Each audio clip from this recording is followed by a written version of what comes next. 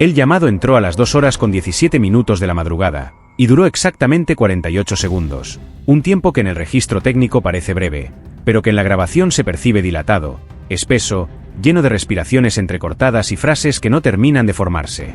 Del otro lado de la línea una mujer lloraba, no con un llanto escandaloso, sino con ese temblor contenido que obliga a repetir palabras como si repitiéndolas pudieran volverse reales. Decía que se habían llevado a su hijo, que alguien había entrado a la casa, que la puerta estaba abierta, que la cama estaba vacía, y cada afirmación sonaba más a necesidad que a certeza. La operadora intentó sostener la conversación con el protocolo habitual, le pidió que se calmara, que respirara profundo, que repitiera la dirección sin gritar, que verificara si había alguien más dentro de la vivienda, pero la respuesta volvía siempre al mismo punto, una frase circular que no avanzaba: se lo llevaron, se lo llevaron, se lo llevaron. Como si esa repetición pudiera sustituir la explicación que todavía no existía.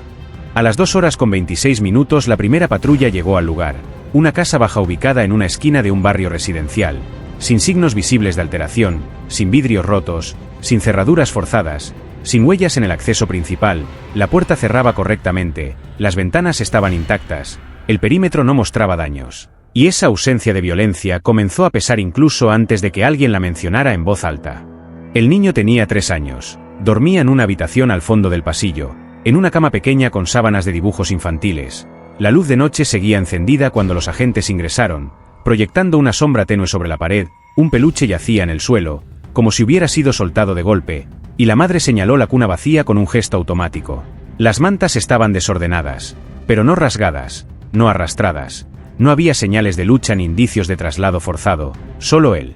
hueco inexplicable donde debería haber estado el cuerpo. El interrogatorio inicial fue directo, casi mecánico. El agente preguntó si había escuchado algo, un ruido, un golpe, un movimiento inusual, si algún animal había ladrado, si algún vecino había llamado, y cada respuesta fue negativa, corta pero firme: no, no, no, no tenemos perro, no escuché nada, no vi nada, no sentí nada. Una acumulación de negaciones que empezaba a construir un escenario imposible. La mujer vivía sola con el niño, no tenía pareja, no había recibido visitas esa noche, nadie más poseía llave, nadie más tenía motivo aparente para estar allí. Según su versión se había dormido a las 11, se despertó cerca de las 2 por una sensación difícil de describir, caminó hasta la habitación del chico y lo encontró ausente, como si simplemente se hubiera evaporado, como si la casa hubiera decidido callarse. A las 3 horas con 10 minutos la vivienda estaba llena de policías, linternas que recorrían rincones, cámaras que documentaban cada superficie, guantes que tocaban sin dejar huella, cintas métricas que parecían buscar un error invisible. Revisaron debajo de la cama, dentro de los placares, detrás de las puertas, en el patio, en los techos, en los espacios mínimos donde un niño no podría ocultarse por voluntad propia, y sin embargo no apareció nada, ni una fibra ajena, ni una marca reciente, ni una señal que indicara que alguien hubiera entrado o salido cargando a un menor dormido. El barrio entero fue despertado con golpes en las puertas y preguntas repetidas. Si habían visto un vehículo extraño, si habían escuchado gritos, si alguien corrió por la calle, si alguna luz se encendió fuera de horario, pero la respuesta fue unánime y casi ofensivamente tranquila. No, nadie vio nada, nadie escuchó nada. La calle permaneció en silencio toda la noche, un silencio tan completo que empezaba a volverse sospechoso por su propia perfección. A las 5 horas con 40 minutos el caso ya era oficialmente un secuestro. Se activó la alerta provincial, se dispusieron controles en rutas, la fotografía del niño fue enviada a todos los puestos policiales, y el despliegue resultó enorme para un escenario que no ofrecía una sola evidencia concreta, como si la magnitud del operativo pudiera compensar la falta absoluta de pistas. Sin embargo, había un detalle, mínimo y casi imperceptible, un matiz en la escena que nadie subrayó esa madrugada porque la urgencia empuja a mirar hacia afuera, hacia la hipótesis del intruso, hacia la figura del desconocido, y ese detalle quedaría archivado durante años hasta que el caso fuera reabierto, cuando alguien decidiera revisar no lo que faltaba, sino lo que nunca había cambiado. Porque el niño no fue sacado de la casa, nunca cruzó la puerta principal, nunca pisó la vereda, nunca estuvo en un automóvil ni en una ruta, nunca fue visto por una cámara. Durante todo ese tiempo estuvo a menos de 10 metros de su madre, dentro del mismo perímetro que la policía acordonó aquella madrugada, bajo el mismo techo donde todos buscaron hacia afuera sin preguntarse, todavía, qué podía estar ocurriendo hacia adentro.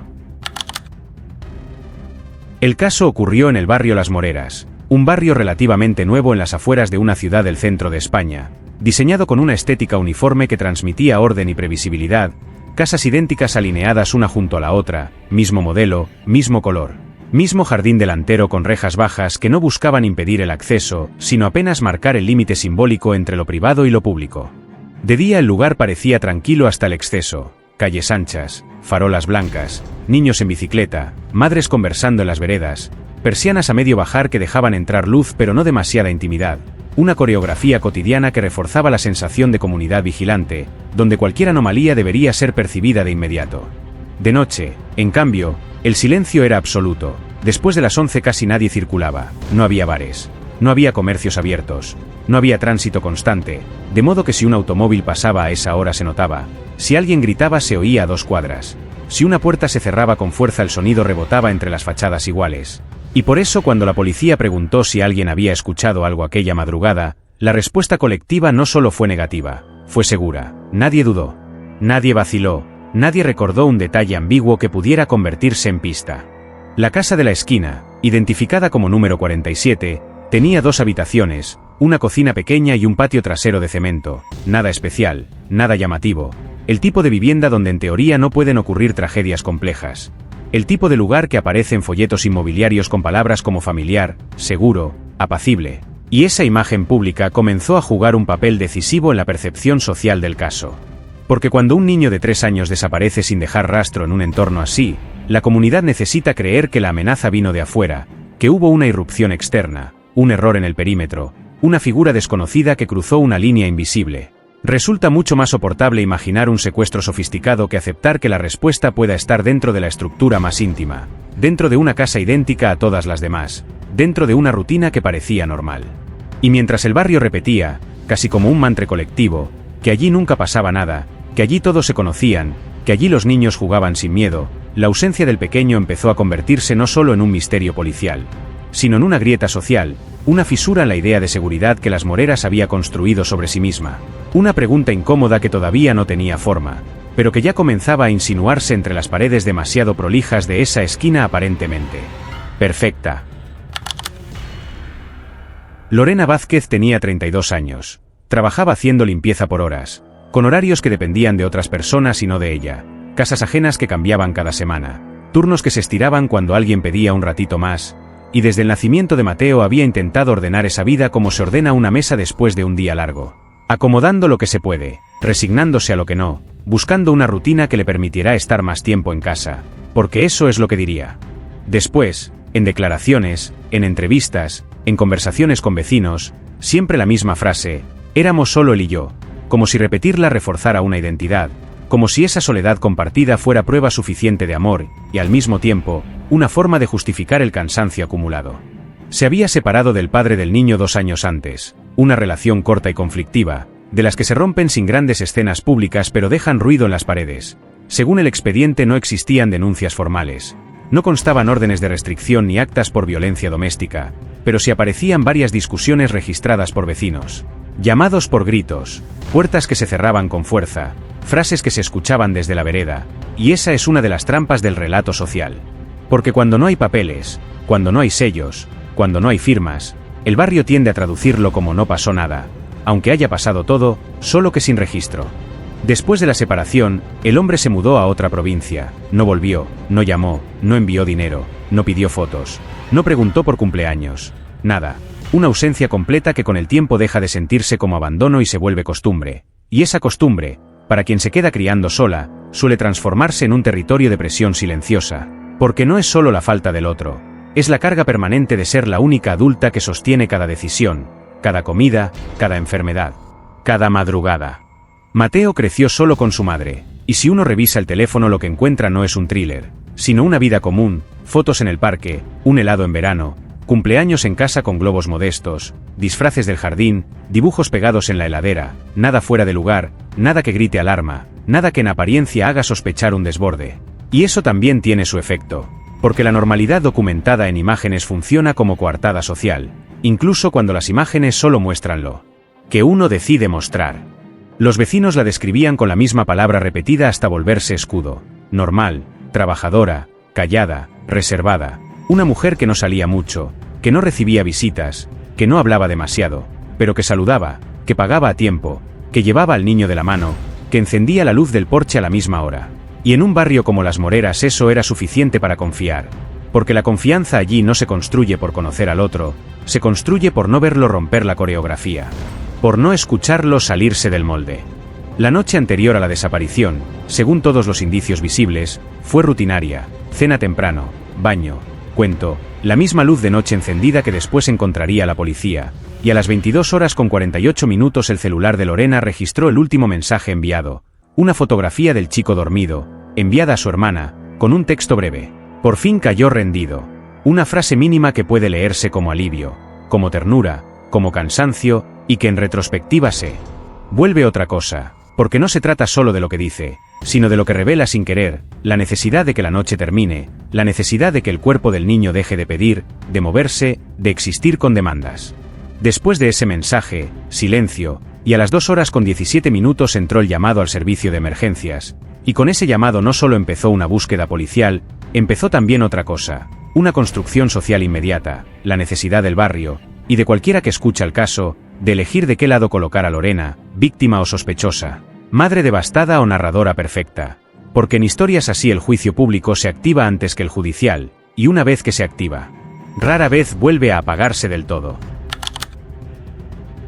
Según la declaración de Lorena, se acostó a las 23:10. Mateo ya dormía, la luz de noche estaba encendida, la puerta del cuarto había quedado entreabierta, como siempre, no como un descuido sino como una costumbre doméstica, esa forma mínima de vigilar sin invadir, y dijo que se quedó mirando televisión unos minutos más. Nada específico, nada que pudiera precisar después. No recuerdo qué estaba dando. Declaró con esa clase de vaguedad que en una vida normal no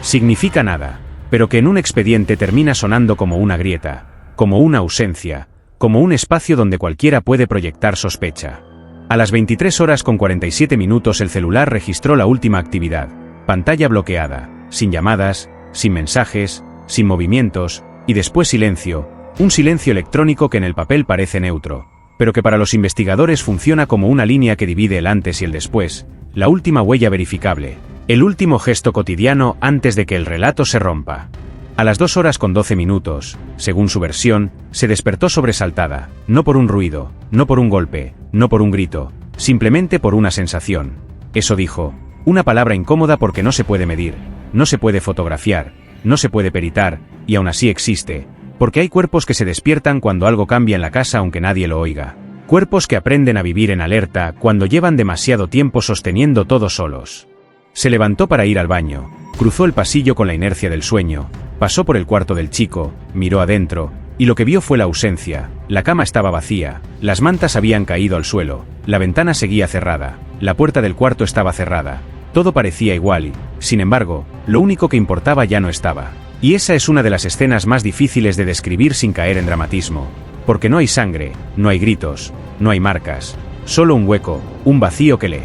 obliga a la mente a buscar una explicación urgente, cualquiera, la que sea, con tal de no quedarse quieta frente a lo inexplicable. A las 2:17 llamó a emergencias, y la operadora le pidió lo básico, que revisara la casa, armarios, baño, patio, cualquier rincón donde un niño pudiera esconderse, y Lorena obedeció entre lágrimas. Se la escucha respirar rápido, repetir frases inconexas, pedir ayuda sin terminar de pedirla. Y el audio de esa llamada fue incorporado al expediente, no como un detalle emocional, sino como una pieza de evidencia que sería escuchada una y otra vez, cuadro por cuadro, palabra por palabra, por gente entrenada para encontrar fallas en la forma de hablar. Y en esa grabación aparece algo que los peritos notarían después, algo mínimo, sutil, pero insistente. Lorena no grita el nombre del hijo, nunca, no lo llama Mateo, no lo invoca como se invoca a alguien que podría responder, dice mi nene, dice el chico, dice se lo llevaron, como si el lenguaje ya estuviera construyendo la hipótesis más soportable, la del secuestro externo, la del enemigo afuera, la del intruso que permite mantener intacta una idea, la idea de que dentro de casa no puede haber ocurrido lo peor. A las 2:26 llegó la primera patrulla, y los agentes hicieron una inspección visual rápida. Puerta principal cerrada por dentro, ventanas intactas, rejas sin marcas, cerraduras sin forzamiento, nada, ni una señal de intrusión, y ese nada empezó a volverse pesado, porque en la lógica policial la violencia deja rastros. Incluso cuando intenta ocultarse, deja una cerradura astillada, un vidrio mal encajado, una marca en el marco, una fibra en el suelo, algo, y acá no había nada. Solo una casa quieta, demasiado quieta. A las 2 horas con 41 minutos revisaron el patio trasero, cemento limpio, sin huellas, sin tierra removida, sin rastros de arrastre, y la medianera, según las mediciones de los agentes, superaba los 2 metros, una altura que vuelve casi imposible saltarla con un niño dormido en brazos sin hacer ruido, sin rozar nada, sin dejar una marca, sin despertar a nadie en un barrio donde el silencio amplifica hasta una tos. A las 3 horas con 5 minutos llegaron refuerzos, peinaron la manzana completa, autos estacionados, contenedores, desagües, terrazas, rincones donde la imaginación policial se vuelve metódica, buscando el error humano que justifique la desaparición, pero no encontraron nada. Un vecino declaró haber visto luces policiales. Nadie más vio movimiento previo. Nadie escuchó gritos. Nadie escuchó puertas. Nadie escuchó un coche arrancar. Y esa unanimidad, que al principio suena tranquilizadora, empieza a transformarse en otra cosa. Porque cuando un barrio entero no recuerda nada, también puede estar recordando lo que necesita recordar para proteger la idea de comunidad segura, para no abrir la caja de lo doméstico, para no admitir que algo puede haber pasado sin testigos, bajo el mismo techo, sin que nadie quiera verlo. A las 4 horas con 30 minutos el jefe del operativo anotó en su libreta una frase breve, seca, casi clínica: escena inconsistente con secuestro. Esa fue la expresión exacta, inconsistente, porque un secuestro real suele dejar caos, vidrios, fuerza, ruido, testigos, una carrera, un portazo, una discusión, algo, y acá no había nada. Era como si el niño simplemente no hubiera estado ahí, como si el expediente se hubiera abierto sobre un vacío. A las 5 horas con 40 minutos se activó la alerta provincial, se dispusieron controles en rutas, se difundió la fotografía, se avisó a hospitales, y hacia afuera todo parecía moverse con eficacia, pero hacia adentro, dentro de la casa, dentro de la escena, algunos agentes ya empezaban a hacerse otra pregunta, una que nadie quería formular en voz alta porque cambia el eje moral del caso. Si nadie entró, si nadie salió, si nadie escuchó nada, entonces, ¿cómo desaparece un niño de 3 años, en una casa cerrada, en un barrio silencioso, en una madrugada donde el relato social se aferraba con fuerza a la idea de un intruso que jamás dejó huella? Las primeras horas se trabajó bajo la hipótesis de secuestro porque era lo más lógico. Un niño pequeño, de madrugada, en una casa familiar, en un barrio donde la amenaza siempre se imagina viniendo de afuera, pero a medida que avanzaba la mañana y la luz natural entraba por las ventanas, la escena empezó a sentirse extraña, no por algo que estuviera presente, sino por lo que faltaba, demasiado limpia, demasiado ordenada, demasiado intacta, como si la violencia hubiera decidido no dejar firma. Los peritos forenses revisaron la puerta principal con detalle técnico, buscaron marcas microscópicas, presión en la cerradura, deformaciones en el marco, cualquier alteración mínima que indicara ingreso forzado, pero no había raspones, no había astillas, no había desplazamientos, nada. Lo mismo ocurrió con las ventanas, cuyos marcos seguían sellados con polvo acumulado de días anteriores, un polvo viejo que funciona casi como testigo silencioso, porque si alguien hubiera abierto esas hojas durante la noche, el patrón habría cambiado, el sedimento se habría interrumpido, el borde habría quedado marcado, y sin embargo no cambió. Después revisaron la habitación de Mateo, la cama estaba desordenada. Sí, las mantas caídas podían sugerir movimiento, pero no había señales de arrastre, no había pisadas, no había fibras ajenas, no había tierra adherida al piso ni a la ropa de cama, nada que indicara que alguien hubiera cargado a un niño dormido hasta la calle. Y un agente lo resumió en una frase que parecía inocente pero que empezaba a incomodar. Parece que se levantó solo, aunque todos sabían que Mateo tenía 3 años. Dormía profundo, y según vecinos y familiares nunca se levantaba sin llorar, nunca caminaba por la casa oscura sin llamar a su madre, y ese detalle, pequeño pero consistente, empezó a contradecir la idea de una salida voluntaria. A las 9 de la mañana comenzaron las declaraciones formales, y Lorena repitió la misma historia palabra por palabra, hora por hora, sin dudar, sin corregirse, sin retroceder sobre ningún detalle, una narración lineal, ordenada, demasiado exacta, y los investigadores saben que la memoria real rara vez funciona así, porque la memoria auténtica se equivoca, duda, mezcla horarios, se contradice, rellena huecos con incertidumbre, mientras que la suya parecía ensamblada con precisión, como si hubiera sido repasada internamente varias veces antes de pronunciarse en voz alta. A las 11 horas con 20 minutos apareció el primer detalle concreto que rompía la armonía del relato. El celular. Lorena dijo que había intentado llamar al niño desde su teléfono por si se había escondido jugando. Una explicación casi infantil que buscaba normalizar el pánico. Pero el registro digital mostraba otra cosa. No había llamadas salientes entre las 23 horas con 47 minutos y las 2 horas con 17 minutos. Ninguna, ni una sola. La llamada al servicio de emergencias había sido la primera actividad de la noche, y ese vacío tecnológico comenzó a pesar más que cualquier sospecha verbal. Más tarde revisaron la cocina. El fregadero estaba limpio, no había platos acumulados, no había agua estancada, pero la bolsa de basura contenía restos de detergente húmedo, como si algo hubiera sido lavado de madrugada y descartado después. Cuando le preguntaron por eso, Lorena respondió que no recordaba, que tal vez había limpiado antes de dormir, y esa palabra, tal vez, quedó subrayada en el informe, no por su contenido, sino por su función, porque introduce una posibilidad que no se puede verificar y, al mismo tiempo, debilita la certeza anterior. El dormitorio principal también llamó la atención. La cama estaba hecha con una prolijidad casi rígida, sábanas estiradas, almohadas alineadas, sin pliegues visibles, como si nadie hubiera dormido allí, y sin embargo Lorena insistía en que se había acostado antes de las 11. Uno de los agentes anotó en su libreta una observación técnica. Cama inconsistente con uso reciente. Una frase fría que no acusa pero que señala una discordancia, y en investigaciones así las discordancias se acumulan, hasta construir otra narrativa. Y después estaba el patio, siempre el patio, iluminado por reflectores que barrían el suelo de cemento buscando lo mínimo, pero no había juguetes, no había triciclo, no había huellas pequeñas, no había marcas de arrastre ni tierra removida, nada que indicara que el niño hubiera salido por allí, y esa ausencia reiterada empezó a desplazar la hipótesis inicial, porque la escena no parecía un secuestro externo, parecía otra cosa, algo más doméstico, más cercano, más incómodo, algo que obligaba a mirar no hacia la calle, sino hacia el interior de la casa.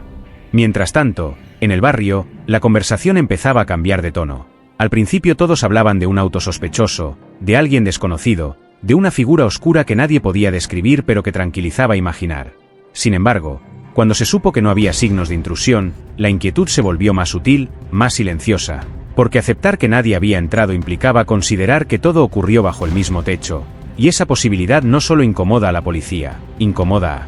la comunidad entera, porque rompe la ficción colectiva de seguridad compartida.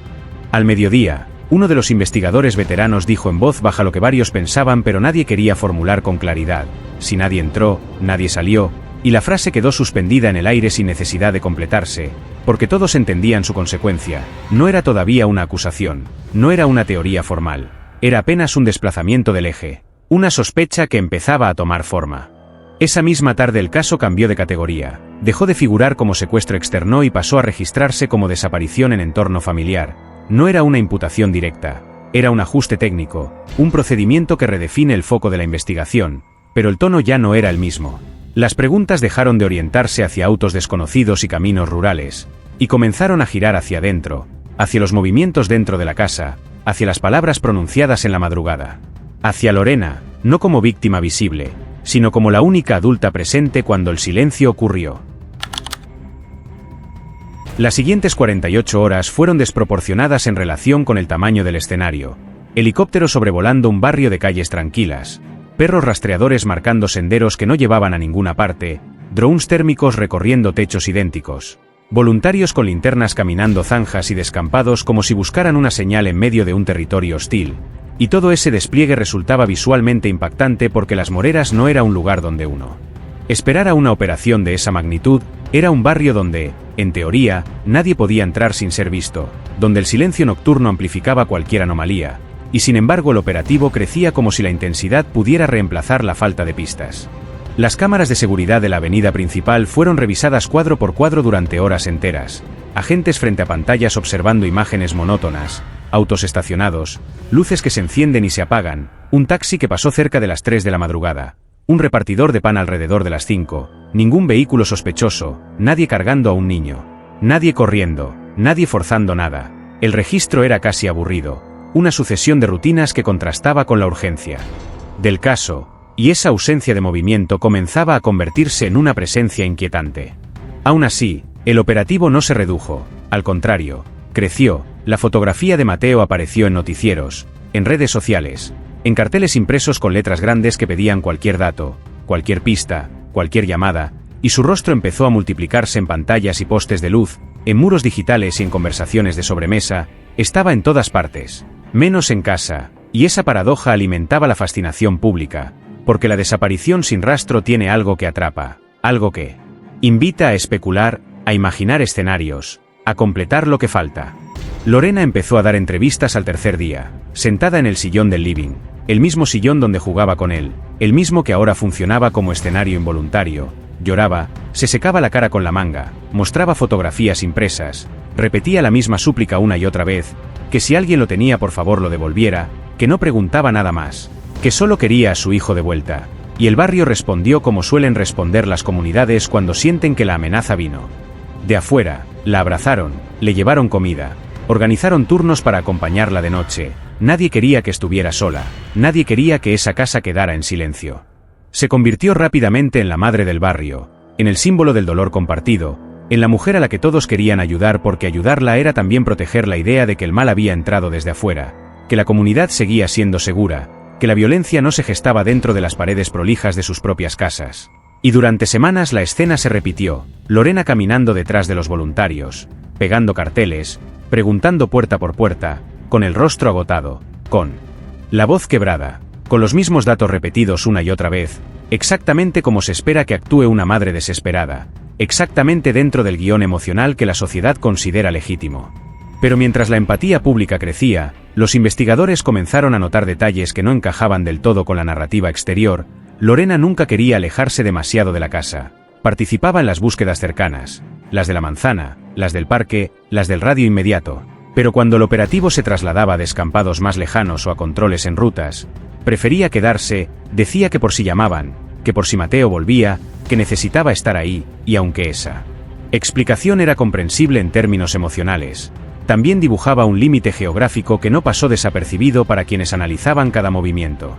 A las 2 semanas el caso ya había adquirido dimensión nacional. Periodistas instalados en la esquina, cámaras transmitiendo en vivo, programas matutinos repitiendo la misma frase que condensaba el misterio. Niño desaparece de su casa sin dejar rastro, un enigma perfecto, una historia que obsesiona porque no ofrece un culpable visible. Y en ese clima la presión social empezó a mezclarse con la investigación. Cada gesto era observado, cada lágrima interpretada, cada silencio comentado en redes. Como si fuera prueba. Después vino lo inevitable, el cansancio. Primero se fueron los voluntarios que habían recorrido campos con linternas, después los móviles que transmitían en directo, después las cámaras que encontraron una noticia nueva para ocupar el espacio. El barrio volvió lentamente a su rutina, persianas a medio bajar, bicicletas apoyadas en las rejas, saludos breves en la vereda. Como siempre pasa, siempre, porque incluso el dolor colectivo tiene fecha de vencimiento cuando no hay novedades que lo alimenten. El expediente cambió de denominación con la frialdad administrativa habitual, dejó de ser secuestro en curso y pasó a figurar como búsqueda activa, luego como paradero desconocido, y finalmente como caso sin avances, una carpeta más, una etiqueta más, otro nombre archivado en un armario metálico, y esa transformación burocrática tuvo un efecto silencioso, porque cuando la categoría cambia, también cambia la intensidad con la que se busca.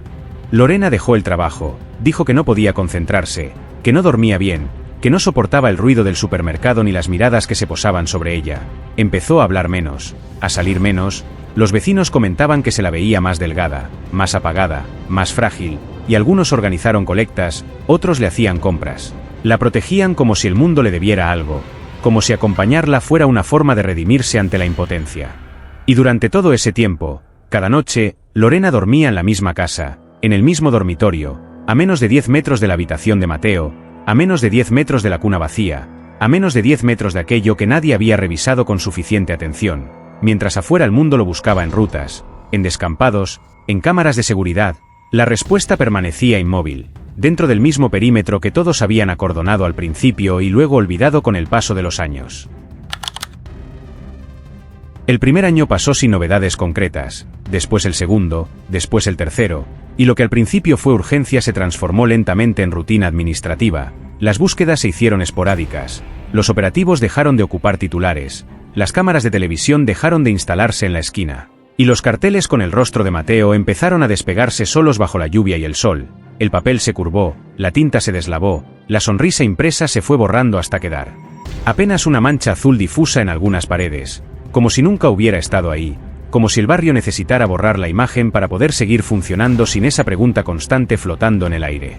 En el año 2019 el expediente cambió oficialmente de categoría, dejó de figurar como búsqueda activa y pasó a registrarse como caso sin resolver, una etiqueta gris, impersonal, un número asignado en una base de datos, nada más. Y ese cambio, aunque parezca solo burocrático, tiene un peso simbólico enorme. Porque cuando un caso se archiva en un armario metálico junto a otros nombres olvidados, niños, adultos, historias a medias, todas iguales en su silencio, el mensaje implícito es que la prioridad se desplaza, que la intensidad se diluye, que la ausencia deja de ser emergencia y se convierte en estadística. Lorena vendió el auto primero, después dejó el trabajo, dijo que no podía sostener el ritmo, que no soportaba las miradas que la atravesaban en el colectivo o en la fila del supermercado. Empezó a vivir de ayudas y pequeños encargos del barrio, limpiezas ocasionales, favores pagados con efectivo, casi no salía. Las persianas permanecían a medio bajar incluso en días de sol, la casa se volvió más cerrada, más oscura,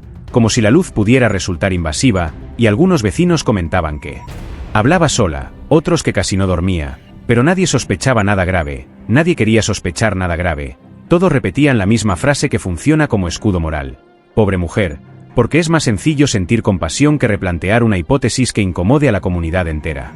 Durante años el cuarto de Mateo quedó intacto, la cuna en el mismo lugar, los juguetes alineados, la ropa doblada con una prolijidad casi ceremonial, como si el tiempo se hubiera detenido aquella madrugada, como si conservar el espacio intacto fuera una forma de sostener la posibilidad de regreso. Nadie entraba, nadie tocaba nada. El cuarto se convirtió en un santuario doméstico que reforzaba la imagen de madre en duelo permanente, y ese gesto, socialmente comprensible, también ayudó a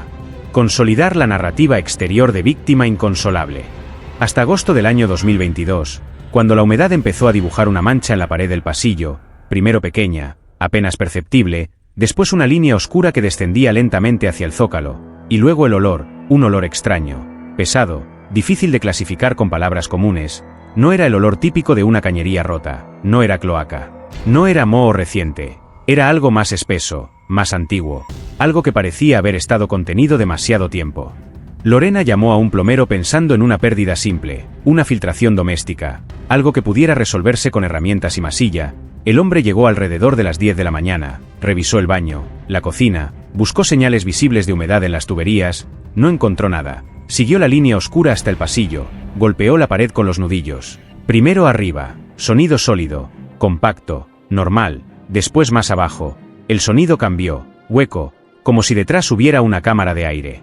Mal sellada, algo relativamente común en construcciones económicas. Tomó el taladro con la naturalidad de quien repite un procedimiento habitual, perforó la superficie con cuidado, y el olor salió primero, no como una explosión sino como una exhalación contenida durante años, un olor espeso, viejo, que no se parece a nada doméstico, no es humedad, no es desagüe, no es basura reciente, es otra cosa, algo orgánico, algo que estuvo demasiado tiempo encerrado sin ventilación. El plomero retrocedió instintivamente, miró a Lorena, y le preguntó desde la incomodidad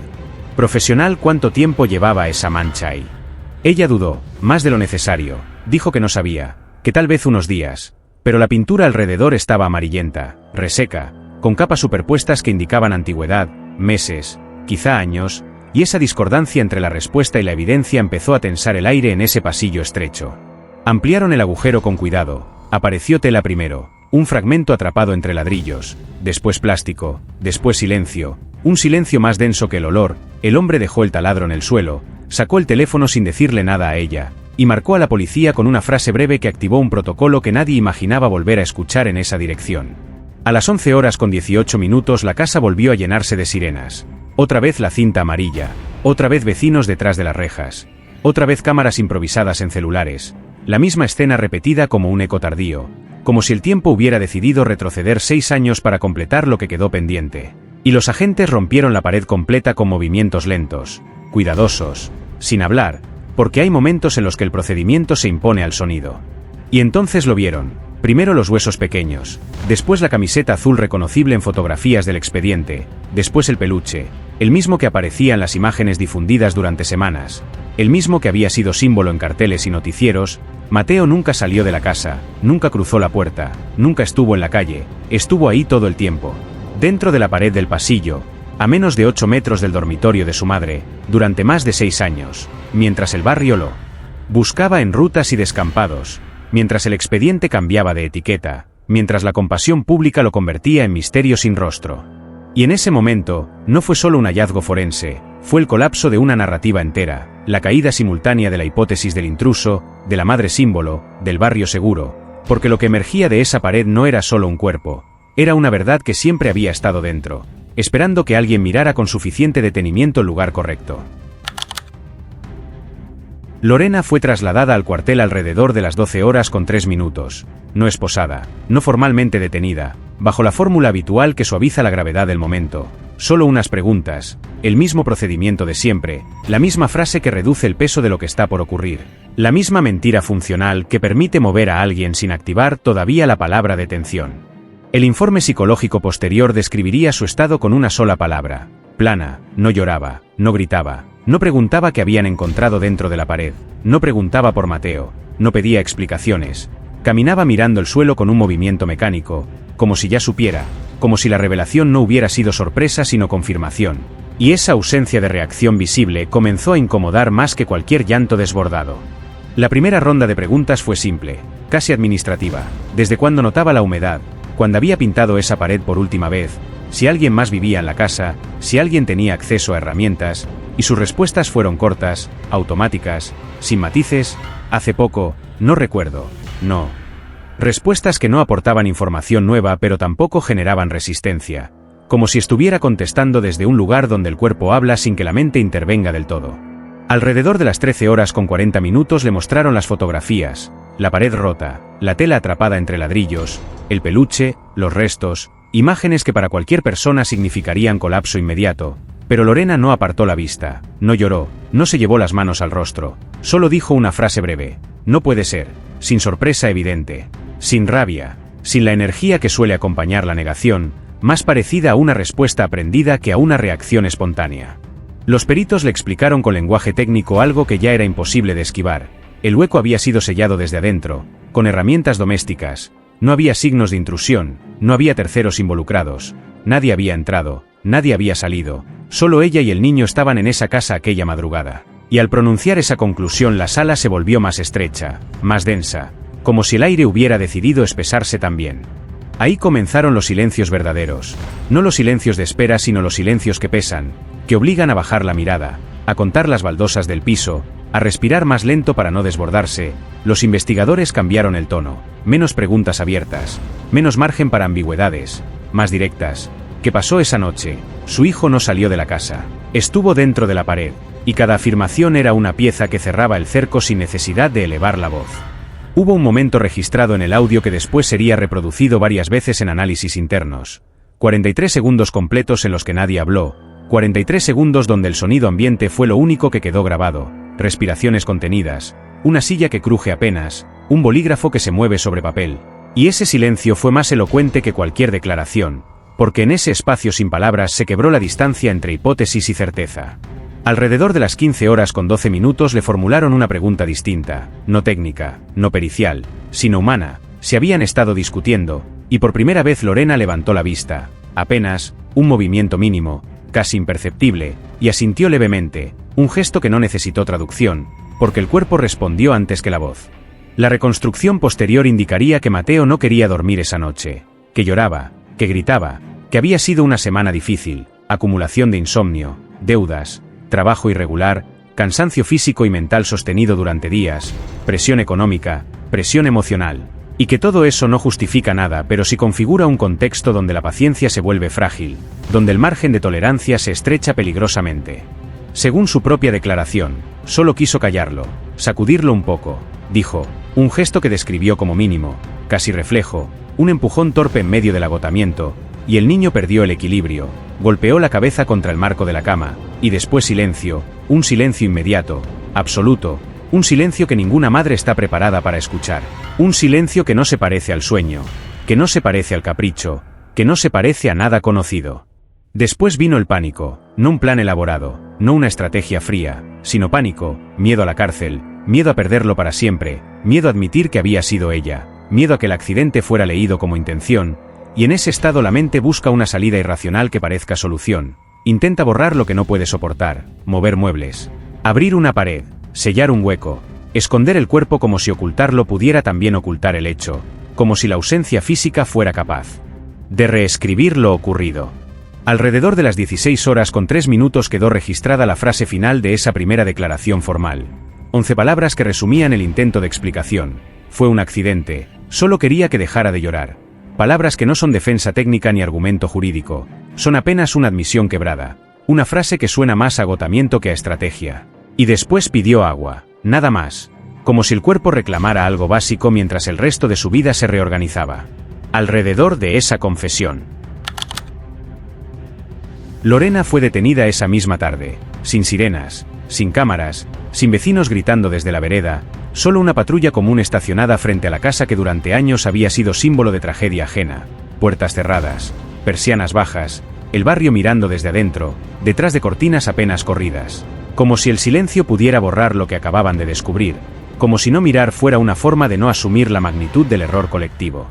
La casa quedó vacía y sellada, cinta amarilla cruzando la puerta, los juguetes todavía en el piso, la cama desarmada, el pasillo con la pared rota mostrando un rectángulo irregular de ladrillos nuevos, más claros, más recientes que el resto, una cicatriz mal cerrada que ahora ya no ocultaba nada. Y esa imagen empezó a circular también, no como misterio, sino como prueba definitiva de que la amenaza nunca estuvo en la calle. El juicio fue breve, no hubo teorías complejas ni conspiraciones externas, no hubo terceros que disputar responsabilidades, solo informes técnicos, la pared, el hueco, las herramientas encontradas en el galpón, la secuencia reconstruida con precisión forense, y la confesión que había quedado grabada en audio, siempre la misma frase: fue un accidente. Una frase que no negaba el hecho, pero tampoco lo convertía en intención premeditada. Los fiscales insistieron en un punto que marcaría el tono de la sentencia. No se estaba juzgando el accidente en sí mismo, sino los años de encubrimiento posteriores, los años denunciando un secuestro inexistente, los años movilizando recursos policiales, los años mirando a los vecinos a la cara mientras el cuerpo permanecía a pocos metros, dentro de la misma estructura donde todos habían buscado sin encontrar, y ese énfasis trasladó el eje del dolor hacia la mentira sostenida, hacia la construcción deliberada de un relato que mantuvo en vilo a una comunidad entera. La condena llegó con rapidez administrativa, 18 años de prisión, una cifra que en el papel parece exacta pero que en la vida real se traduce en estaciones perdidas, cumpleaños ausentes, tiempo que no vuelve, y cuando el juez terminó de leer la sentencia, Lorena no lloró, no discutió, no pidió indulgencia. Solo bajó la cabeza con un gesto que parecía más de agotamiento que de rebeldía, como si en esa postura se concentraran 6 años de tensión contenida y una madrugada que nunca dejó de repetirse en su memoria. Mateo fue enterrado una semana después en el cementerio municipal, en una fila discreta, con una lápida pequeña y un peluche azul apoyado al costado, el mismo objeto que había sido símbolo en carteles y fotografías, y el barrio entero asistió al entierro. Muchos lloraron, muchos se abrazaron, muchos repitieron la misma pregunta que suena siempre cuando la verdad irrumpe demasiado tarde: como no vimos nada, como no sospechamos, como no escuchamos lo que estaba ocurriendo bajo el mismo techo que saludábamos cada mañana. Y esa pregunta, aunque suene honesta, también es una forma de alivio colectivo, porque desplaza la responsabilidad hacia una ceguera compartida y no hacia la estructura más incómoda, la facilidad con la que una comunidad puede aceptar una narrativa externa sin revisar la interna, la rapidez con la que se construye un enemigo fuera de las paredes para no cuestionar lo que ocurre dentro. El peligro nunca vino de afuera, nunca cruzó una puerta, nunca saltó una reja, nunca dejó huellas en el cemento del patio, siempre estuvo adentro, a pocos metros, detrás de una pared, bajo el mismo techo, mientras la policía peinaba campos y rutas, mientras los vecinos imaginaban autos sospechosos, mientras el expediente cambiaba de categoría en un archivo metálico. La verdad permanecía inmóvil en el único lugar que nadie quiso revisar con suficiente profundidad. Tal vez eso sea lo más difícil de aceptar. No que existan personas capaces de mentir durante años, sino lo fácil que resulta creerles cuando la mentira confirma lo que queremos pensar, lo fácil que es no sospechar de quien encaja en la imagen de normalidad, lo fácil que es mirar hacia otro lado cuando la alternativa implica admitir que lo doméstico también puede ser escenario de tragedia. Porque a veces los casos más oscuros no ocurren en bosques ni en carreteras aisladas ni en barrios que ya cargan estigmas, ocurren en lugares comunes, cocinas, dormitorios, pasillos, casas idénticas a la tuya, idénticas a la mía, y cuando el barrio vuelve a quedarse en silencio, cuando todas las luces se apagan y nadie escucha nada, la pregunta sigue ahí, suspendida, incómoda, persistente: si nadie entró, si nadie salió, entonces ¿qué está pasando dentro de casa?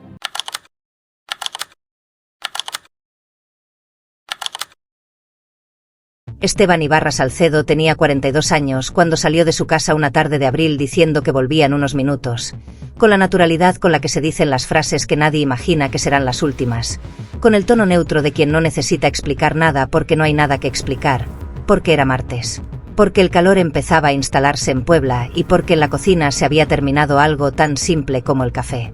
No fue una despedida solemne, no hubo abrazo largo, no hubo promesa, no hubo discusión previa que dejara una tensión flotando en el aire, solo una frase cotidiana, casi automática, mientras tomaba las llaves de la mesa del recibidor y revisaba el bolsillo trasero del pantalón para asegurarse de que llevaba la cartera. Un gesto repetido cientos de veces en los últimos 15 años, desde que vivían en esa colonia residencial donde las casas eran parecidas, las verjas bajas y las tardes predecibles.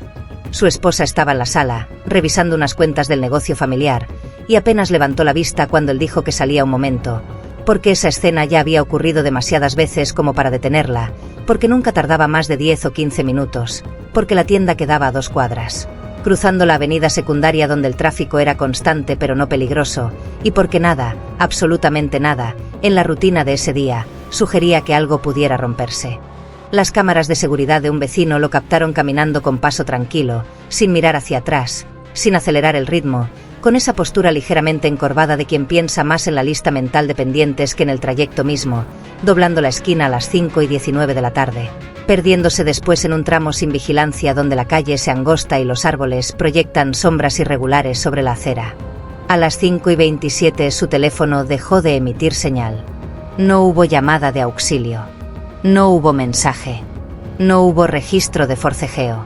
Su coche apareció estacionado 2 cuadras más adelante, correctamente alineado junto al cordón, puertas cerradas, sin señales de violencia, con las llaves aún en el contacto y el asiento en la misma posición en la que él solía conducir, como si hubiera detenido el vehículo por un motivo trivial, como si hubiera bajado un momento, como si la interrupción hubiera sido tan breve que no valía la pena apagar el motor por completo.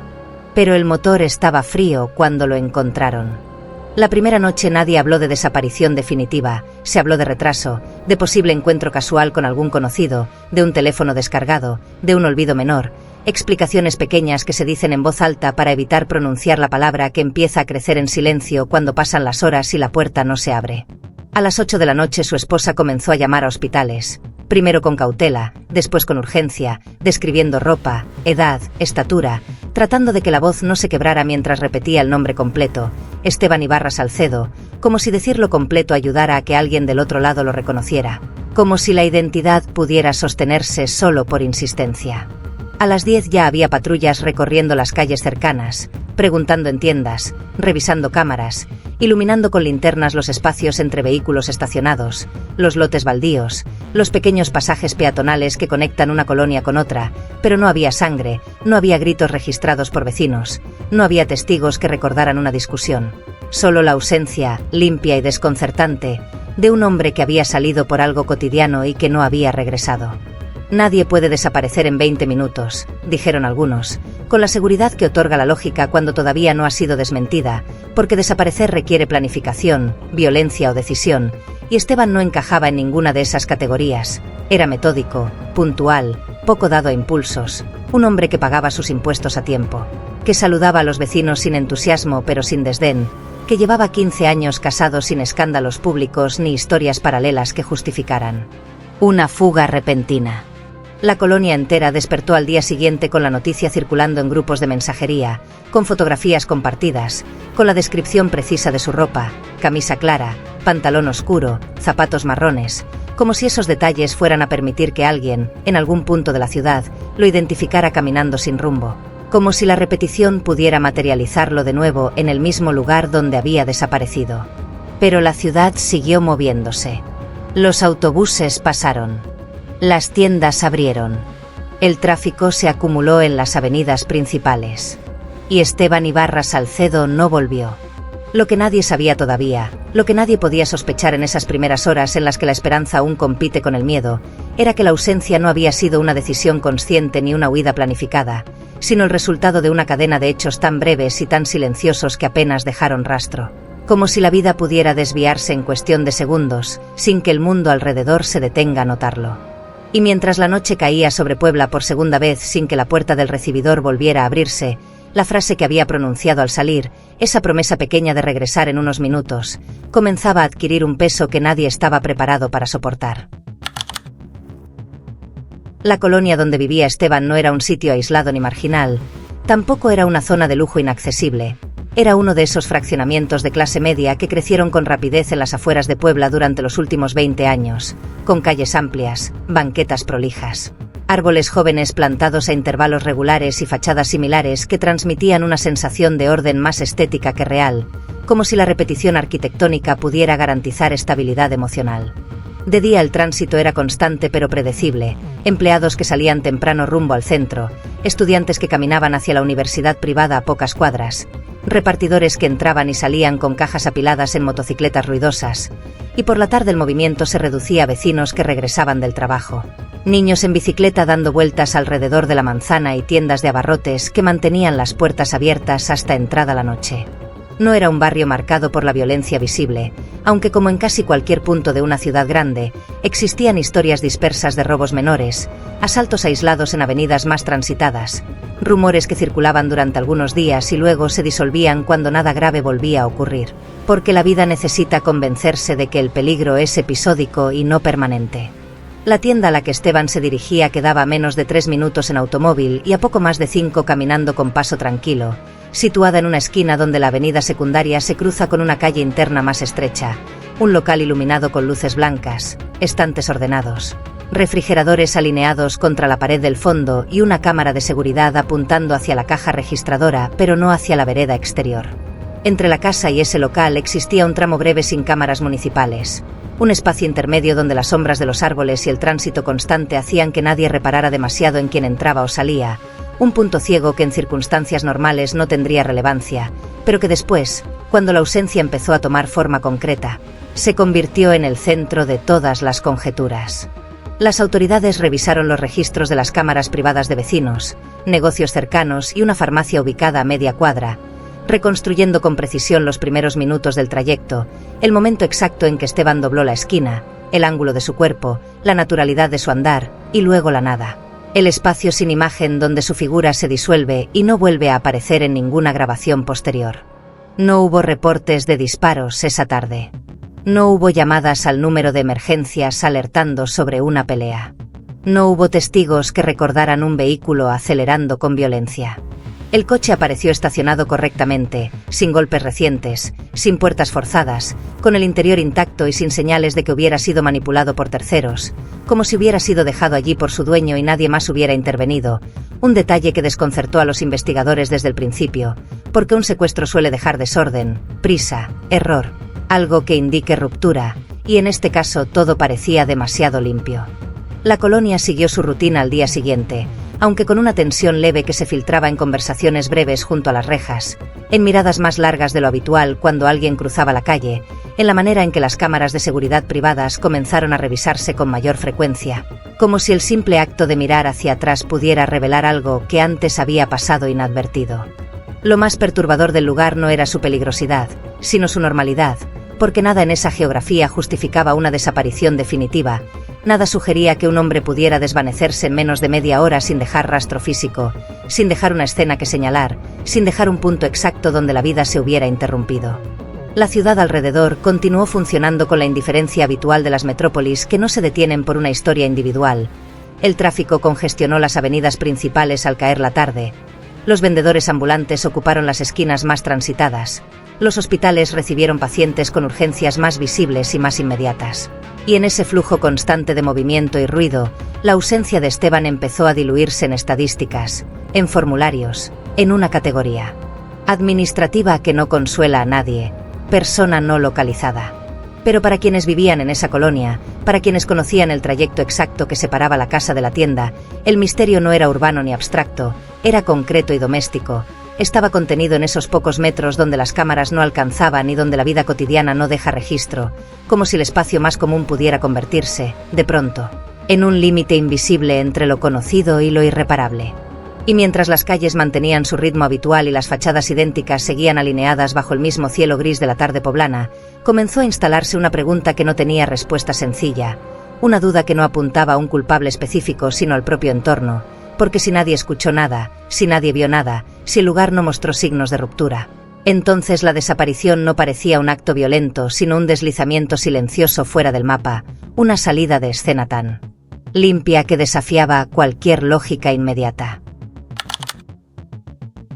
Irma Ibarra no era una mujer frágil, ni dada al dramatismo, ni acostumbrada a depender de otros para sostener su vida cotidiana. Era de esas personas que administran el dinero con precisión, que llevan registro de cada gasto, que organizan horarios sin que nadie tenga que recordárselos, y que durante años había sido el equilibrio silencioso de un matrimonio sin sobresaltos visibles, la que resolvía, la que ordenaba, la que mantenía el ritmo cuando el cansancio o la rutina amenazaban con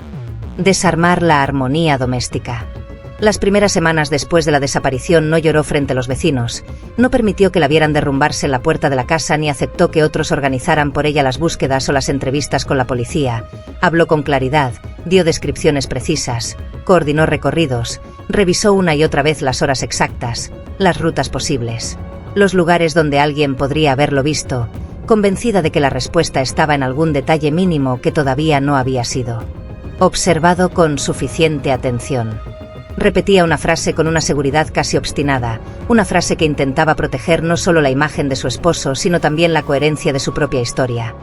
Él no se iría así, él no desaparecería sin decir nada, él no abandonaría su vida sin dar una explicación. Porque la estabilidad de 15 años no se evapora en una tarde cualquiera, y porque el hombre que había salido de casa ese martes no era alguien inclinado a decisiones impulsivas ni a rupturas teatrales. Durante el primer año sostuvo esa convicción con una firmeza que algunos confundieron con frialdad, porque no gritaba en las ruedas de prensa ni acusaba a nadie sin pruebas, porque prefería datos a especulaciones, y porque seguía levantándose cada mañana para abrir el negocio familiar aunque por dentro el silencio empezara a expandirse como una mancha invisible. Pero el tiempo, cuando no trae respuestas, empieza a generar otras narrativas. Al segundo año comenzaron los comentarios en voz baja, primero disfrazados de preocupación, luego convertidos en insinuaciones cada vez menos sutiles. Historias que nadie podía probar pero que circulaban con la naturalidad de lo plausible, porque cuando un hombre desaparece sin violencia visible y sin cuerpo que lo confirme, la imaginación colectiva necesita llenar ese vacío con una explicación que no deje el misterio abierto. Alguien dijo haber escuchado que Esteban tenía contactos frecuentes en una colonia de Galván, otro aseguró conocer a una mujer que lo había visto en compañía de alguien más en una ciudad cercana, y poco a poco se fue construyendo una versión alternativa que no necesitaba pruebas para instalarse.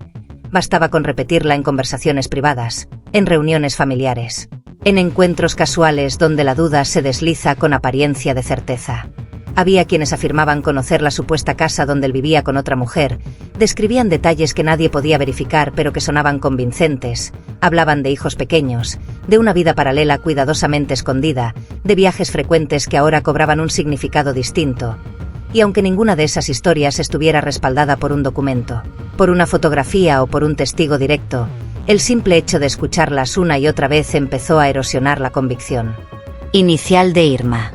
Ella seguía diciendo que no tenía sentido, que nada en su matrimonio apuntaba hacia una doble vida, pero cada insinuación sembraba una duda microscópica que se acumulaba con las demás, una grieta que no era suficiente para derrumbar la memoria que tenía de su esposo, pero sí lo bastante profunda como para impedir que el recuerdo permaneciera intacto.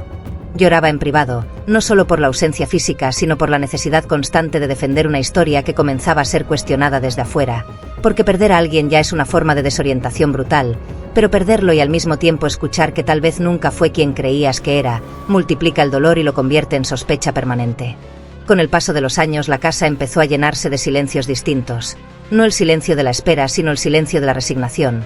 y en ese proceso una de las hijas tomó una decisión que marcó un límite definitivo: prohibir el nombre del padre dentro de las paredes donde había sido pronunciado durante décadas. Como si evitarlo pudiera impedir que las historias externas siguieran contaminando el recuerdo, como si el acto de no nombrarlo ayudara a congelar el tiempo en un punto anterior a las especulaciones. Ya no se hablaba de él en voz alta durante las comidas, no se contaban anécdotas, no se repetía la frase con la que había salido aquella tarde, porque cada mención reactivaba la pregunta que nadie podía responder con certeza, y entre la posibilidad de una muerte sin testigos y la versión insistente de una traición oculta, la familia quedó suspendida en un territorio donde el duelo no encontraba forma estable. Irma seguía siendo fuerte en apariencia, seguía pagando cuentas, manteniendo el negocio, organizando documentos y respondiendo a cada requerimiento oficial con la misma claridad del primer día, pero por dentro convivía con dos dolores simultáneos, el de la ausencia y el de la sospecha, sin saber cuál de los dos era más difícil de sostener, porque la muerte, aunque devastadora, al menos ofrece una explicación final, mientras que la idea de haber sido abandonada deliberadamente deja abierta una herida que no cicatriza nunca. Y mientras la colonia aprendía a convivir con el misterio convertido en rumor, mientras algunos repetían con ligereza que tal vez él había empezado otra vida lejos de allí, Irma permanecía atrapada entre la necesidad de creer en el hombre que había conocido durante 15 años y la presión constante de un entorno que parecía decidido a reescribir su historia sin pruebas. Como si la desaparición no fuera suficiente tragedia y fuera necesario agregarle una traición imaginaria para que encajara en la lógica cómoda de quienes prefieren una explicación imperfecta a la incertidumbre absoluta. El martes en que Esteban salió de casa no comenzó de manera extraordinaria, no hubo discusiones, no hubo silencios tensos durante el desayuno ni llamadas inesperadas que alteraran la rutina, pero cuando los investigadores reconstruyeron las últimas 24 horas descubrieron pequeños detalles que, aislados, no significaban nada y, juntos, empezaban a sugerir una fisura apenas perceptible en la superficie de lo cotidiano. La noche anterior había recibido un mensaje desde un número que no figuraba en su agenda, un texto breve que no contenía amenaza explícita ni referencia directa a ningún conflicto. Apenas una frase ambigua que podía interpretarse de muchas maneras y que él no respondió, un mensaje que en otro contexto habría pasado inadvertido, pero que después, al revisarse su teléfono, fue leído con una atención distinta, como si cada palabra pudiera esconder una advertencia velada que nadie había sabido. Reconocer a tiempo. Esa misma mañana retiró una cantidad pequeña de efectivo en un cajero cercano al negocio, una suma que no era desproporcionada ni urgente, pero que no coincidía exactamente con sus hábitos habituales, un movimiento bancario que, en circunstancias normales, no habría generado sospecha alguna, y que sin embargo se convirtió en objeto de análisis minucioso cuando la ausencia comenzó a prolongarse más allá de lo razonable. En el comercio familiar hubo también una discusión leve con un proveedor por un retraso en una entrega, un intercambio breve, sin insultos ni amenazas, pero suficiente para que, días después, alguien recordara el tono elevado de voz y lo reinterpretara como señal de una tensión más profunda, como si cualquier fricción anterior pudiera transformarse retroactivamente en el detonante oculto de un desenlace violento. Una vecina aseguró haber visto un vehículo detenido en la esquina durante varios minutos esa tarde, un automóvil oscuro cuya descripción variaba ligeramente cada vez que la relataba, a veces más grande, a veces más antiguo, a veces con los vidrios polarizados. Un testimonio impreciso que no coincidía plenamente con ninguna cámara de seguridad, pero que alimentó la hipótesis de que alguien lo esperaba, de que su desaparición no había sido fortuita sino coordinada. Incluso la llamada perdida registrada en su teléfono a última hora de la noche anterior fue sometida a escrutinio, aunque el número resultara imposible de rastrear y no existiera prueba de que la hubiera escuchado o siquiera notado, porque cuando una persona se desvanece sin explicación cada señal, por mínima que sea, adquiere el peso de una pista potencial. El recorrido del día quedó establecido con precisión casi obsesiva, la hora en que salió de casa, el momento en que fue captado por la cámara del vecino, el intervalo exacto en que su teléfono dejó de emitir señal, la ubicación del automóvil, la ausencia de huellas de forcejeo, la inexistencia de reportes de violencia en la zona, y sin embargo, cuanto más exacta era la cronología, más incomprensible resultaba el vacío que la interrumpía. No había sangre en la calle. No había objetos caídos. No había testigos que recordaran un grito. Solo un tramo sin cámaras, un espacio ciego de pocos metros donde su figura desaparecía del registro visual y donde la imaginación comenzó a proyectar todas las escenas posibles, desde un secuestro rápido ejecutado por profesionales hasta una confrontación improvisada que terminó mal y fue rápidamente encubierta. Las hipótesis se multiplicaron en cuestión de días, cada una apoyada en alguno de esos detalles dispersos que podían leerse como señal o como simple coincidencia, porque para quienes observaban desde afuera resultaba más tranquilizador pensar en un crimen concreto que aceptar la posibilidad de un accidente absurdo o de una desaparición sin lógica aparente. Algunos sostenían que el mensaje ambiguo era prueba de que estaba siendo extorsionado, otros que el retiro de efectivo indicaba un pago pendiente, otros más que la discusión con el proveedor ocultaba un conflicto económico mayor. Y cada teoría encontraba respaldo en la necesidad colectiva de cerrar la historia con un responsable identificable, con un motivo claro, con un enemigo visible. Pero ninguna versión lograba explicar el conjunto completo de hechos, ninguna conseguía encajar cada pieza sin dejar huecos, y mientras la policía ampliaba el radio de búsqueda y solicitaba registros de cámaras en avenidas más transitadas, la colonia se llenaba de relatos contradictorios que circulaban con la misma rapidez que la noticia inicial. La desaparición dejó de ser un evento puntual para convertirse en una narrativa abierta, en un misterio compartido que cada persona completaba según su propia lógica, y en ese proceso la figura de Esteban comenzó a fragmentarse en múltiples interpretaciones. Algunas que lo mostraban como víctima de una red criminal invisible y otras que lo insinuaban como participante involuntario de algo que nadie terminaba de comprender. Lo único indiscutible era el silencio posterior, la interrupción abrupta de toda señal, la ausencia de contacto con bancos, hospitales, estaciones de autobús o aeropuertos, y la certeza de que, fuera cual fuera la causa, el hombre que había salido de su casa con la promesa de regresar en minutos se había desvanecido en un punto exacto que nadie podía señalar con el dedo. Y cuanto más analizaban los pequeños detalles de las horas previas, más evidente se volvía que no eran suficientes para sostener una explicación definitiva, pero sí lo bastante ambiguos como para permitir que cada hipótesis encontrara un espacio donde asentarse, alimentando la sensación de que algo extraordinario había ocurrido en un entorno que, hasta ese día, parecía incapaz de albergarlo. Al principio el teléfono no dejaba de sonar. Periodistas locales que pedían declaraciones breves, programas matutinos que solicitaban fotografías recientes, conocidos lejanos que aseguraban tener un dato que podía resultar clave, y durante algunas semanas la desaparición de Esteban fue tema de conversación recurrente en la colonia, en el mercado, en el transporte público, como si el misterio recién abierto necesitara circular para mantenerse vivo. Las cámaras acudían a la puerta de la casa con regularidad. Los micrófonos se extendían hacia Irma con preguntas que parecían idénticas a las del día anterior,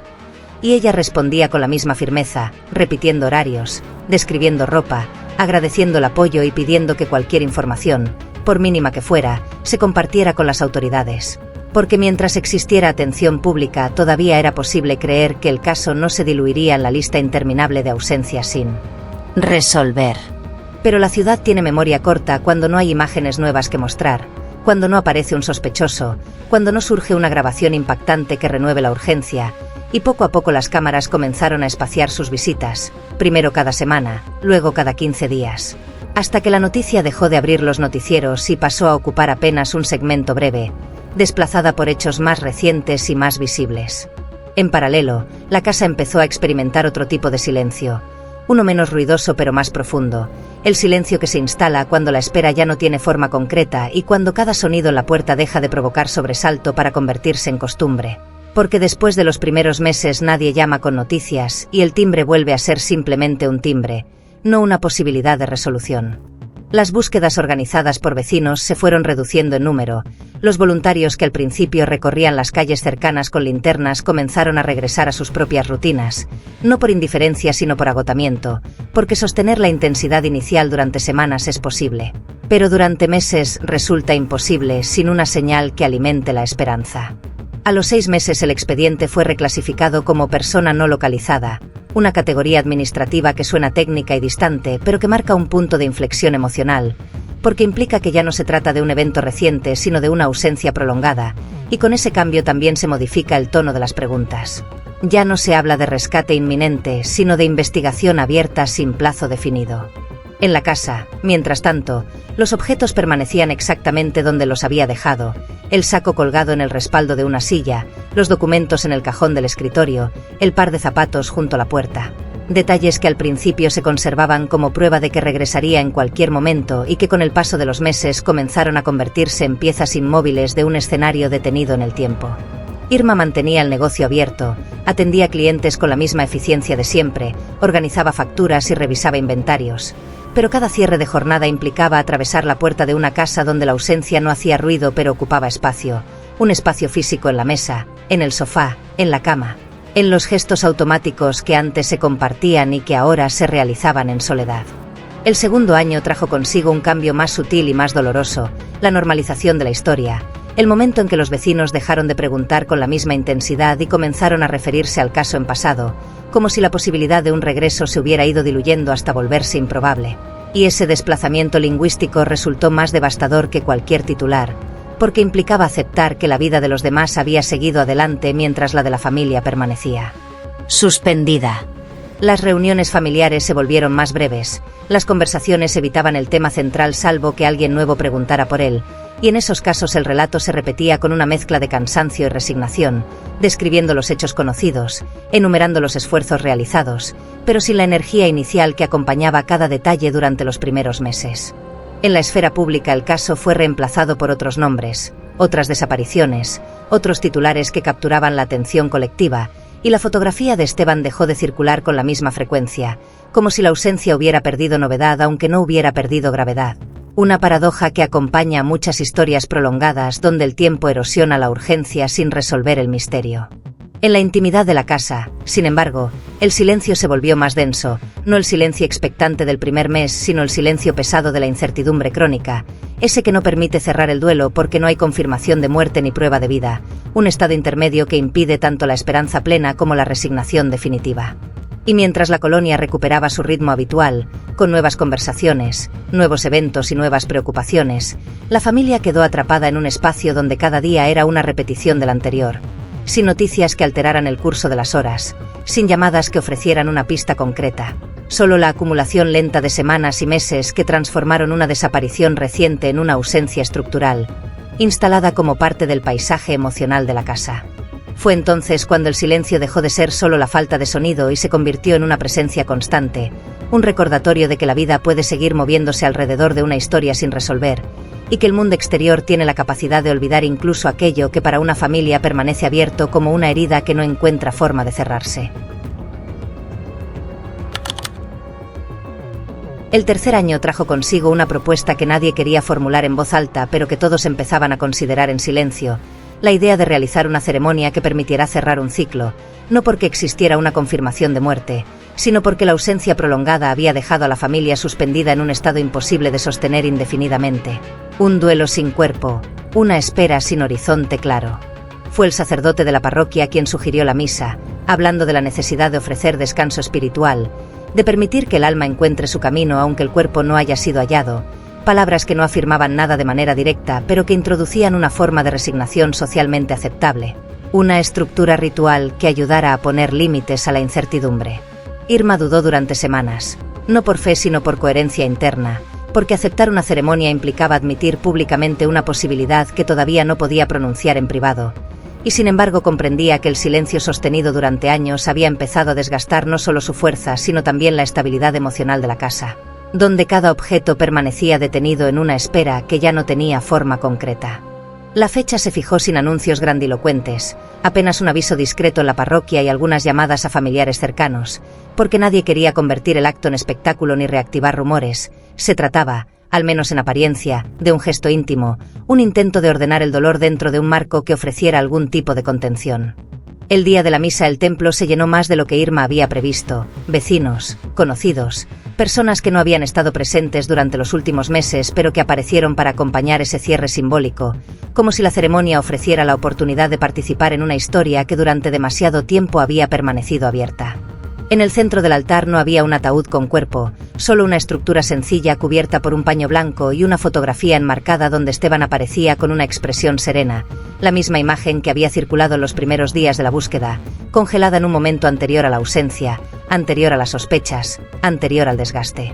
El sacerdote habló de memoria, de esperanza y de descanso, evitando afirmaciones definitivas pero dejando entrever que la comunidad necesitaba un punto final, aunque fuera simbólico, para poder seguir adelante sin la tensión constante de una pregunta sin respuesta. Y mientras las palabras resonaban en la nave del templo, el silencio entre frase y frase resultaba más elocuente que cualquier homilía. Irma permaneció de pie con la espalda recta, las manos entrelazadas con firmeza, sin desbordarse frente a los demás, como había hecho desde el primer día, pero cuando llegó el momento de acercarse al altar y tocar la fotografía, el gesto mínimo de rozar el marco bastó para quebrar la contención que había sostenido durante tanto tiempo. No con un llanto escandaloso, sino con un temblor leve en la respiración que revelaba el peso acumulado de los años sin respuestas. Las hijas ocuparon el primer banco, inmóviles, con la mirada fija en un punto indeterminado, atravesando cada palabra como si intentaran decidir si aquello era un cierre real o simplemente otra forma de nombrar lo que seguía siendo incomprensible, porque despedirse de alguien sin saber dónde está implica aceptar una hipótesis que nunca termina de consolidarse. Cuando la misa concluyó, algunos se acercaron a abrazar a la familia, otros repitieron frases que buscaban consuelo aunque sonaran insuficientes, y hubo quien murmuró que al menos ahora podrían descansar, que al menos el alma encontraría paz, expresiones bien intencionadas que no alcanzaban a describir la complejidad de un duelo sin certeza. En los días siguientes, la casa experimentó un cambio casi imperceptible, no porque la ausencia se hubiera resuelto, sino porque el ritual había marcado un antes y un después en la manera de hablar del tema. Ya no se trataba solo de esperar una llamada, sino de aprender a convivir con la posibilidad de que no llegara nunca. Un desplazamiento sutil que alteró el tono de las conversaciones y la forma en que el nombre de Esteban era pronunciado.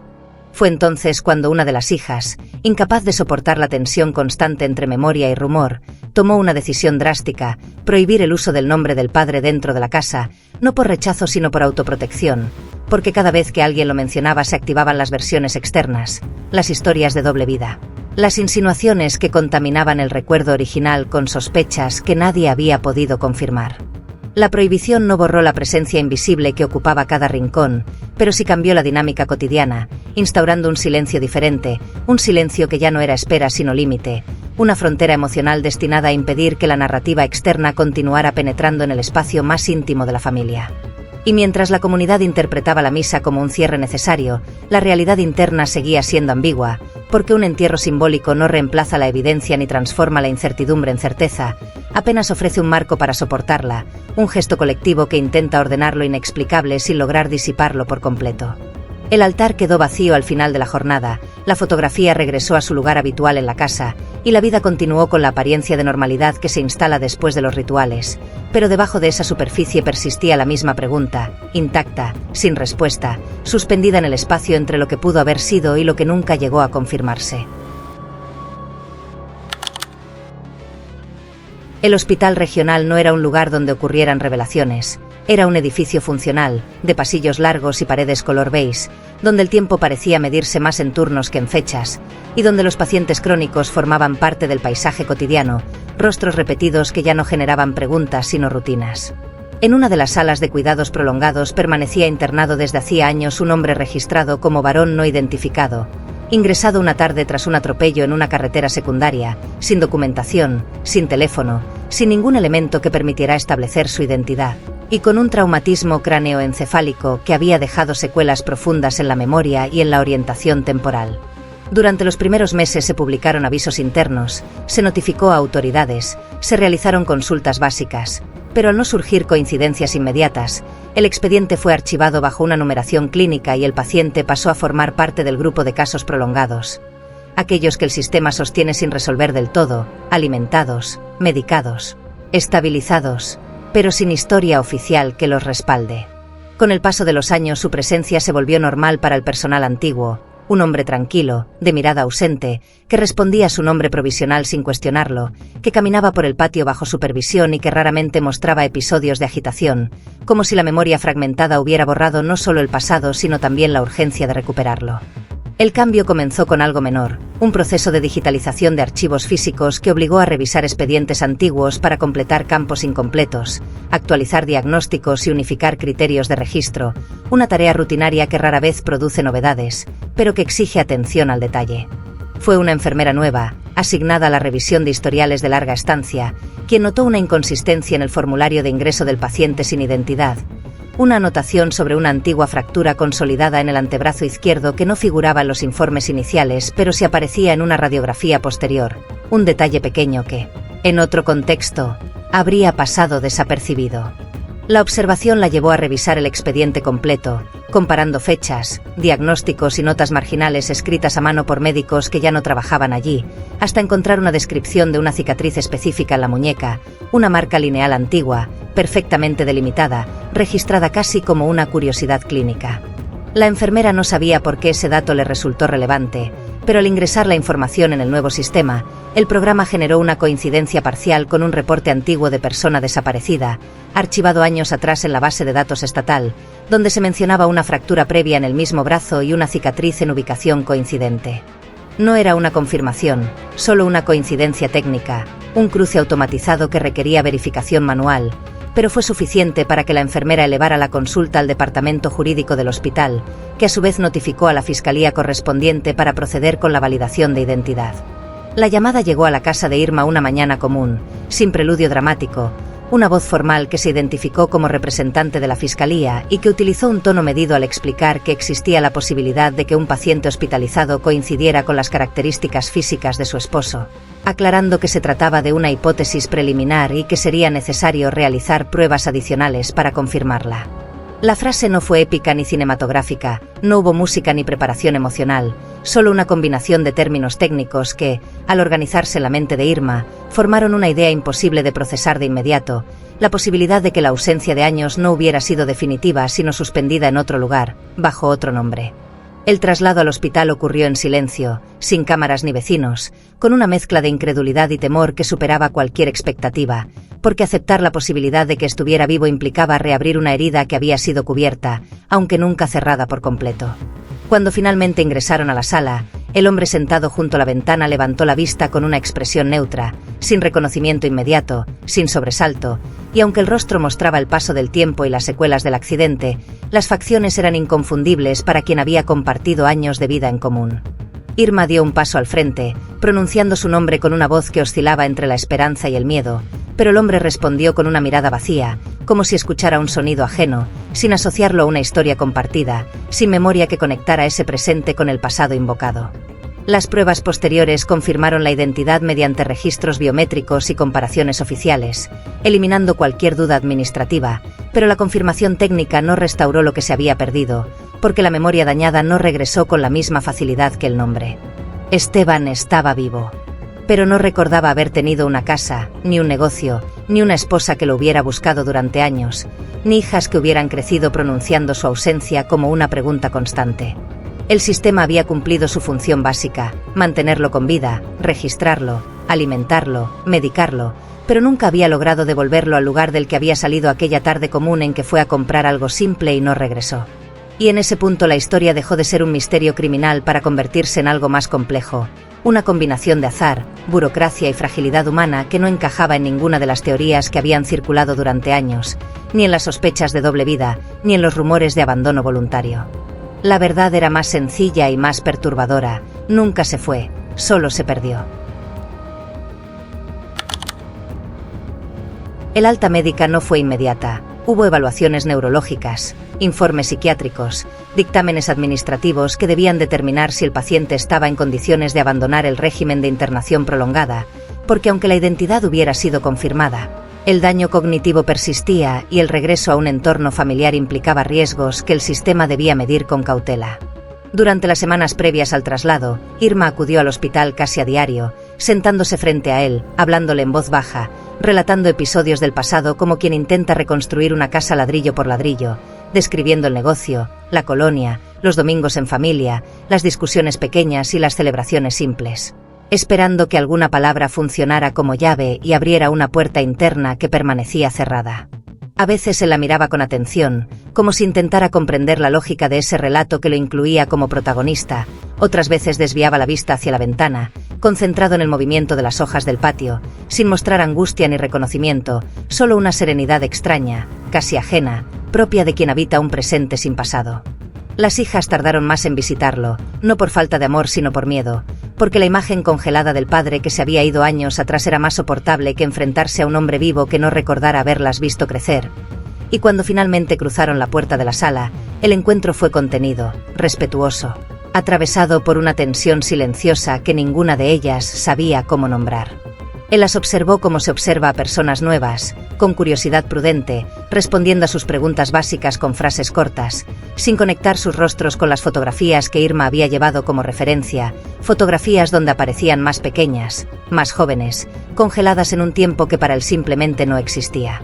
El regreso a casa ocurrió meses después, cuando los médicos consideraron que podía desenvolverse en un entorno supervisado, y la puerta que años atrás había sido escenario de espera y especulación se abrió esta vez para recibir a un hombre que cruzó el umbral sin reconocer el lugar como propio, mirando las paredes, los muebles y los objetos con la cautela de quien visita un espacio ajeno. La casa, que durante tanto tiempo había conservado su ausencia como una herida abierta, se convirtió entonces en un escenario de adaptación lenta, donde cada habitación era presentada como si fuera nueva, donde cada objeto debía ser explicado, donde las anécdotas eran narradas sin garantía de que produjeran efecto alguno. Porque la memoria no responde a la voluntad ni a la insistencia, solo a procesos biológicos que no siempre revierten. Hubo pequeños avances, detalles mínimos que ofrecían destellos ambiguos, una sensación de familiaridad al recorrer el patio, Una pausa más larga frente a una fotografía específica, una pregunta inesperada sobre el negocio que había manejado durante años, pero esos indicios nunca se consolidaron en una recuperación completa, permanecieron fragmentarios, insuficientes para reconstruir la continuidad perdida. Irma comprendió con el tiempo que el hombre que dormía en la habitación contigua no era exactamente el mismo que había salido aquella tarde, no porque hubiera elegido irse, no porque hubiera construido otra vida en secreto, sino porque el accidente había interrumpido una narrativa y había reconfigurado su identidad desde un punto al que nadie más tenía acceso. La comunidad, que durante años había inventado teorías de abandono y traición, tuvo que enfrentar una verdad menos espectacular y más incómoda, la de un sistema que no logró conectar datos a tiempo y la de un accidente que transformó una vida en silencio administrativo, pero la explicación pública no reparó las grietas privadas que la ausencia había abierto. El nombre volvió a pronunciarse en la casa, lentamente, sin la carga prohibitiva que lo había rodeado durante un tiempo, pero ya no evocaba exactamente la misma figura, porque el hombre presente era una versión parcial de aquel recuerdo, alguien que debía aprender quién había sido mientras intentaba sostener quién era ahora. No hubo celebración multitudinaria ni final redondo, no hubo restitución perfecta ni escena catártica, solo una convivencia nueva, más frágil y más consciente de la vulnerabilidad humana, una vida que continuó con la conciencia de que la identidad puede fracturarse en un segundo y que el regreso físico no garantiza la restitución emocional. Y así, la frase trivial que había iniciado todo, aquella salida breve y cotidiana que nunca se completó, dejó de ser chiste para convertirse en recordatorio silencioso de lo imprevisible, de cómo una tarde común puede dividir una historia en dos partes irreconciliables, y de cómo a veces la tragedia no consiste en la muerte, sino en la imposibilidad de volver exactamente al punto donde todo parecía estable. Porque perder a alguien es devastador. Pero descubrir que está vivo y que, aún así, ya no puede regresar del todo, es una forma distinta de duelo. Una que no se entierra. Se aprende a habitar. Hay historias donde el peligro está dentro de casa, oculto detrás de una pared, respirando en silencio mientras todos miran hacia afuera, convencidos de que la amenaza siempre viene de lejos, de la calle, de lo desconocido, sin imaginar que lo más devastador puede estar a pocos metros, bajo el mismo techo, esperando a ser descubierto demasiado tarde. Y hay otras donde el peligro no es una persona ni una decisión consciente, sino el azar, un segundo imprevisto, una carretera cualquiera, un sistema que archiva nombres sin historia, una burocracia que sostiene cuerpos pero pierde vínculos, mientras la vida de una familia queda suspendida en una pregunta que nadie logra responder. En un caso, la mentira se construye con intención, capa sobre capa, año tras año, hasta que la verdad irrumpe desde el lugar menos pensado, revelando que lo que parecía misterio era, en realidad, una decisión tomada en un instante de pánico. En el otro, la ausencia se llena de versiones ajenas, de rumores, de teorías que buscan darle sentido al vacío, porque aceptar que alguien puede perderse sin maldad, sin plan, sin explicación dramática, resulta más difícil que creer en traiciones o conspiraciones. Ambas historias comparten algo inquietante. No fueron los extraños quienes las sostuvieron durante años, sino la facilidad con la que miramos hacia afuera mientras lo esencial ocurre en silencio, dentro de espacios comunes, en casas idénticas, en calles que parecen seguras, en rutinas que creemos inquebrantables. Nos tranquiliza pensar que el horror tiene señales claras, que deja huellas visibles, que grita antes de llegar, pero a veces no lo hace. A veces se instala en gestos mínimos, en omisiones pequeñas, en sistemas que no conectan datos a tiempo, en decisiones tomadas en segundos que cambian décadas. Tal vez lo más perturbador no sea descubrir que existen personas capaces de mentir durante años, ni aceptar que la memoria puede fracturarse en un instante, sino reconocer lo sencillo que resulta no ver lo que está frente a nosotros, lo fácil que es completar los vacíos con historias cómodas mientras la verdad permanece inmóvil, esperando ser encontrada. Porque no todos los casos oscuros ocurren en bosques ni en carreteras desiertas. Muchos comienzan en lugares ordinarios. En una habitación infantil. En una tienda de barrio. En una salida breve que nunca se completa. Y cuando el silencio cae sobre la colonia, cuando las luces se apagan y cada casa parece igual a la siguiente, la pregunta sigue flotando, intacta, incómoda, imposible de ignorar del todo. Si nadie entró, si nadie salió, si nadie supo explicar lo que ocurrió. ¿Qué estamos dejando de ver? Archivos Negros continuará documentando casos con el mismo criterio técnico y rigor. Si el contenido te resulta útil y valoras el análisis documental de cada caso, podés acompañar el proyecto suscribiéndote al canal, para seguir los próximos casos. A quienes ya están desde el inicio, gracias por formar parte de Archivos Negros. Tu apoyo permite que el archivo continúe.